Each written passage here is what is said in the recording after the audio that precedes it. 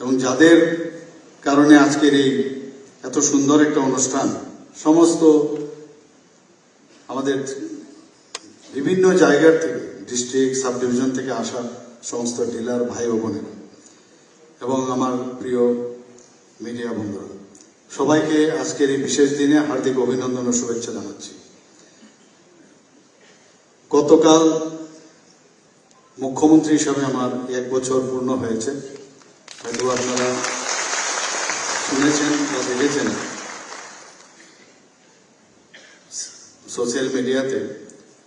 তো যাই হোক, আমরা ঠিক আজকের দিনই আবার এই ধরনের একটা অনুষ্ঠান, দপ্তরের সেক্রেটারি মহোদয় এবং মাননীয় মন্ত্রী বলছিলেন যে এই ধরনের ডিলার্সদের নিয়ে একটা আমি বলবো একটা সম্মেলনের মতো যে একটা বৈঠক এখানে হলো, সত্যি এটা অতুলনীয়। আমি কোনোদিন ভাবতেও পারিনি। অনেকদিন ধরে কথা হচ্ছিল, অনেক ডিলারদের সাথে আমার পরিচয় আছে, অনেক সমস্যা নিয়ে প্রায়শ কথাবার্তা বলতেন। যখন আমি আমার পার্টির সভাপতিও ছিলাম তখনও আসতো। পরবর্তী সময় যখন মুখ্যমন্ত্রী হয়েছে তারপর আসতো। এখানে সবচেয়ে ভালো জিনিস যেটা হলো, এটা বিভিন্ন বিষয়ে অ্যাট লেংথ কথা হয়েছে, আমি সেদিকে যাব না।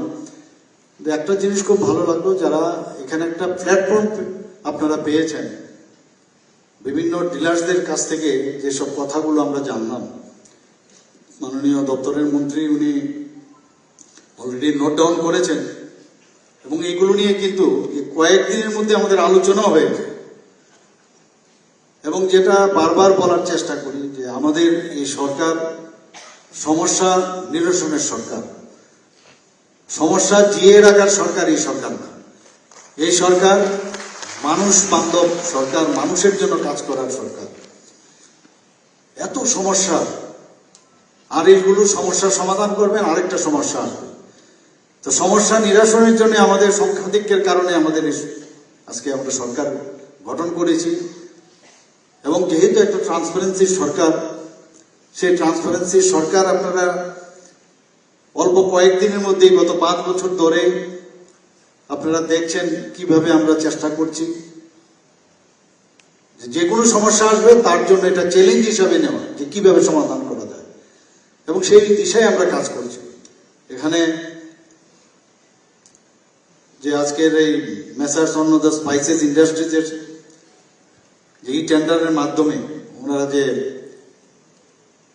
ভোক্তাদের 4 ধরনের মশলা এখানে সরবরাহ করবে, আপনারা এর মধ্যে কথাবার্তা হয়েছে। এবং ভোকাল ফর লোকাল এই কথাটাও এখানে এসছে, মাননীয় প্রধানমন্ত্রী নরেন্দ্র মোদীজি বারবার বলছেন। এখন সেই ই টেন্ডারের মাধ্যমে আমাদের লোকাল যে ইন্ডাস্ট্রি তারাই কিন্তু পার্টিসিপেট করে সেই সুবিধাটা আমরা পেয়েছি। তো এই ধরনের আমরা বিভিন্ন জায়গায় ইনভেস্টরদের বলছি, ত্রিপুরাতে তারা ইনভেস্ট করার জন্য ইনভেস্টার সাবমিট হয়েছে। G20 সময় বাইরের থেকে অনেক লোক এসছে, বিভিন্ন জায়গায় এখন মানুষ চাইছে ত্রিপুরাতে আসার জন্য, কারণ কানেক্টিভিটি এত সুন্দর ডেভেলপ করে গেছে এই কারণে। এবং আমরা বিভিন্ন পলিসি নিয়েছি, সেই পলিসির কারণে আমাদের ত্রিপুরার যারা ইন্ডাস্ট্রিয়ালিস্টরা আছেন বাইরের থেকেও মানুষ আসছে এখানে ইনভেস্ট করার জন্য। এবং আপনারা সবাই জানেন যে মৈত্রী সেতু যখন চালু হয়ে যাবে, ত্রিপুরার চেহারাই পাল্টে যাবে। সাউথ ইস্ট এশিয়ার একটা প্রবেশদ্বার।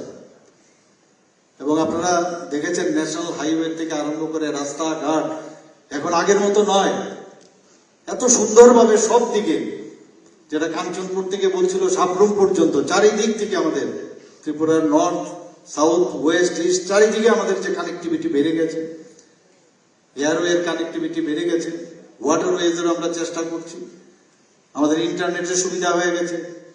তো সব দিক দিয়ে আমাদের ত্রিপুরা শ্রেষ্ঠ ত্রিপুরার লক্ষ্যে আমরা কাজ করছি। কিন্তু আজকে এখানে যারা উপস্থিত আছেন আপনারা কিন্তু সার্ভিস প্রোভাইডার, আপনারা চাকরি করেন না, ত্রিপুরা সরকারের অধীনে আপনারা না, কিন্তু ইনডাইরেক্টলি আপনাদের কিন্তু অনেক কাজ।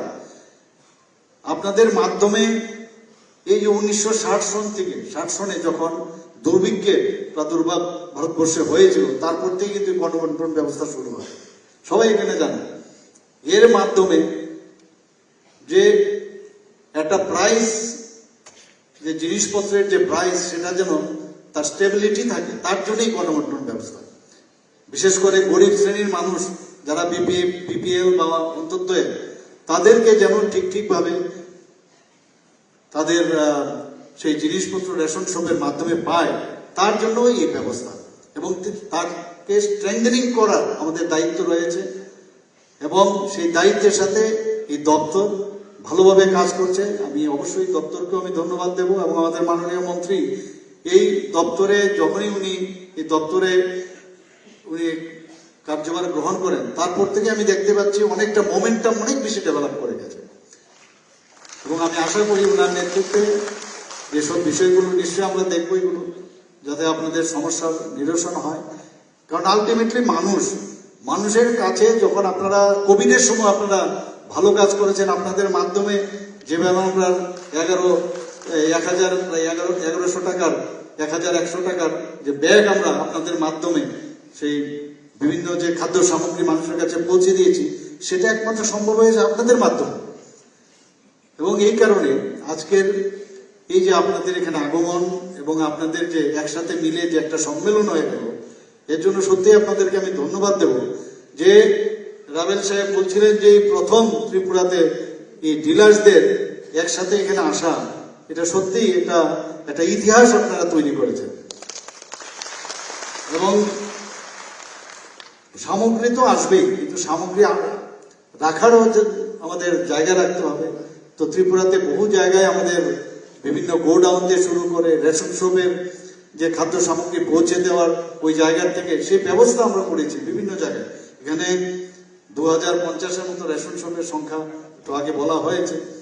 এবং সবচেয়ে খুশির বিষয় যেটা, এই সরকার আসার পর মহিলাদের যে এই রেশন শপ, তার সংখ্যা প্রায় 290টি। সত্যি এটা এর জন্য একটা মানে আমি বলবো যে আপনাদের জন্য একটা তালি দেওয়া উচিত। এখানে যেটা আমি বললাম যে প্রায় 59টি জায়গার মধ্যে 137টি খাদ্য গুদাম আছে ত্রিপুরাতে। তো দিস ইজ ভেরি ইম্পর্টেন্ট। খালি খাদ্য দিল্লির থেকে আসলো বা আমরা খোলা বাজার থেকে খাদ্য নিলাম আর সেগুলো আমরা কোনো জায়গা থাকলো না, ডাইরেক্ট পৌঁছানোর কোনো সুবিধা নেই। কারণ এগুলো গোডাউন যদি না থাকে, সময়ে সময়ে সেটাকে তার থেকে ডেলিভারি সেই ভারসাম্যতা রক্ষা করে দেওয়াও প্রয়োজন। সেই ব্যবস্থা আমরা করেছি প্রায় এবং ৭৫,৬০০ মেট্রিক টন প্রায় তার ক্ষমতা সেই গুদামে রাখার। ফুড কর্পোরেশন অফ ইন্ডিয়ার ডিপো রয়েছে 7টি স্থানে, এবং তার যে ক্ষমতা প্রায় 228 মেট্রিক টন। আমাদের এখানে এই বিষয়ে অনেক কথা হয়েছে, কি কি আমরা পাই। চাল, গম, আটা, আয়োডিনযুক্ত লবণ, মুসুরির ডাল, চিনি এবং কেরোসিন তেল। তাছাড়া এখানে যে 2018 সাল থেকে আমরা এই সরকার প্রতিষ্ঠিত হওয়ার পর যে ধান আমরা কেনা শুরু করেছি, এখন পর্যন্ত দুবার আমরা বছরে আমরা কিনি। এখন পর্যন্ত 1.71 লক্ষ মেট্রিক টন ধান কেনা হয়েছে, এবং তার সহায়ক মূল্য 327 কোটি টাকা। মানে ভাবা যায় না যে এই গভর্নমেন্ট চেষ্টা করছে যে কৃষকদেরও কিভাবে তাদের সহায়ক মূল্যে আমাদের কাছে এবং তাদেরকেও বাঁচিয়ে রাখার চেষ্টা এই সরকার করছে। এক দেশ এক রেশন কার্ড আপনারা সবাই জানেন, যে যারা পরিযায়ী যারা আছে, তারা শ্রমিকগণ, তারা এখান থেকে রেশন তুলতে পারবে, আবার অন্য জায়গায় গিয়েও তারা রেশন তুলতে পারবে। শুধু তারা না, আমাদের যারা যে কোনো ব্যক্তি অন্য যে কোনো জায়গায় গিয়ে, প্রধানমন্ত্রী নরেন্দ্র মোদীজির সেটা স্লোগান ছিল এক দেশ এক রেশন কার্ড, সেটা 2022 সাল থেকে আমাদের এখানে শুরু হয়েছে। প্রধানমন্ত্রী গরিব কল্যাণ যোজনা, তার বিষয়ে আমরা কথা বলেছি, আমিও বলেছি, এর আগেও বলেছি। এবং আমাদের স্টোরেজ পরিকাঠামো উন্নয়ন, সেটা গত 5 বছরে রাজ্যের বিভিন্ন স্থানে প্রায় 7,000 মেট্রিক টন ক্ষমতা সম্পন্ন 11টি খাদ্য গুদাম খোলা হয়েছে।